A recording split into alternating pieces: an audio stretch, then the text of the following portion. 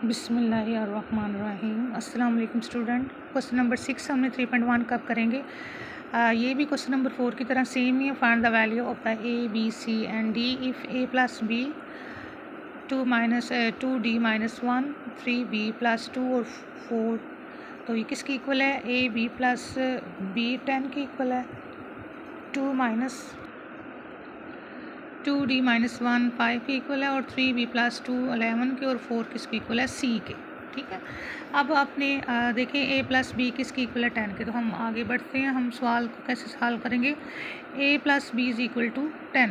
तो हमने इसमें a की वैल्यू फाइंड करना है। ठीक है, हमारे पास a और b है, तो ये आपने पहले b की वैल्यू निकालनी है। इसको फाइंड करके फिर आपने पुट करनी है b की जगह, तो फिर आपकी a की आंसर निकलेगा। तो हम इस सिलसिले में अगला जो आपका 3b + 2 है 11, इसको सोल्यूशन करेंगे। तो इसमें b की वैल्यू निकालेंगे, तो वो b की जो है ना पुट करेंगे। तो फिर आपने जो है ना वो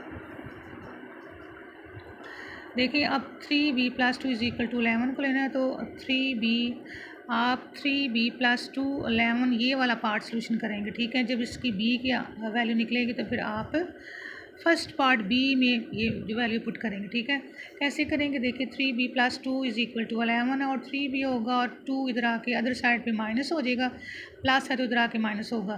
तो 3b = 9 आएगा। तो फिर डिवाइडिंग बाय 3 बोथ साइड आपने तीनों को डिवाइड करना ही। तो आप अदर साइड पे लेके आते 9 के नीचे ले आए b को, फिर भी कर सकता है। और दूसरा तरीका भी इसका ये है कि आपने दोनों साइड पे ये 3 से डिवाइड करें, तो दोनों साइड पे। ठीक है ना, तो आपका क्या होगा? 3 3 से कट गएगा और b का आंसर 3 1 ज़ा 3 3 ज़ा 9 होगा। तो फिर आपका b का आंसर क्या निकलेगा? 3 का। एक ये तरीका है, और नहीं तो आप डायरेक्ट b को जो है ना वो आप 3 मल्टीप्लाई हो रहा है b से, तो अदर साइड पे डिवाइड हो जाएगा, तो फिर भी आंसर b का 3 निकलेगा। ठीक है, तो जो b का आंसर 3 निकलेगा वो आपने पुट क्या करना, अब इस b की जगह आपने सब्स्टिट्यूट जो है ना वो b की वैल्यू यहाँ पर पुट करनी है। तो putting the value of the b, तो आपने b की जगह क्या पुट किया है? 3। a + 3 = 10। तो a आपका जो है ना वो a = आपका जो +3 है अदर साइड पे कि माइनस हो जाएगा। तो 10 में से -3 किया तो आपका क्या आएगा? 7। तो a का आंसर आपका कितना आ गया? 7। ठीक है, b का आंसर आपका 3 निकला और a का आंसर आपका 7 निकला। अब आपने जो है वो 2d + 1 = 5 की करना है। इसको हम दूसरे सोल्यूशन करेंगे। 2d - 1 = 5 है, तो +1 अदर साइड पे आके क्या हो जाएगा? 5 + 1 हो जाएगा और 2d = 6 हो जाएगा। तो आप दोनों तरफ जो है ना वो डिवाइडिंग बाय 2 बोथ साइड, तो 2d/2 और 2d/2 और 6/2, 2 2 से कट जाएगा तो d आ जाएगा, और 2 1 ज़ा 2 और 2 3 ज़ा 6, तो d का आंसर क्या निकलाएगा? 3। ठीक है, फिर सुने, ये बिल्कुल इजी है कि -1 अदर साइड पे आके प्लस होगा, 5 + 1 करेंगे तो 6 हो जाएगा। तो d आप जो पीछे आपने किया है b वाला आंसर, तो आप d को नीचे भी ले आएँ और दोनों तरफ 2 2 से डिवाइड करें, फिर भी कट के आंसर आपका d का 3 आंसर है, वो सेम आएगा। तो अब देखें, अब आपका जो है 4 = c क्या है? तो ये सिंगल वैल्यू है आपकी c की, 4 = c है और c = 4। तो आपने c की वैल्यू फाइंड करेंगे तो c का आंसर 4 निकला आएगा। ठीक है, तो ये हमारा 6 क्वेश्चन कंप्लीट हो गया। हम अगले क्वेश्चन पे देखते हैं। Question number 7, if p + q 11 5 p - 2 q। ये भी उसी तरह p + q 6 की इक्वल है और 5 5 की इक्वल है और 11 की इक्वल है 2 - p - 2 q = 0 के। तो उसमें जो वैल्यू आपने फाइंड करनी है, find the value of the p and q।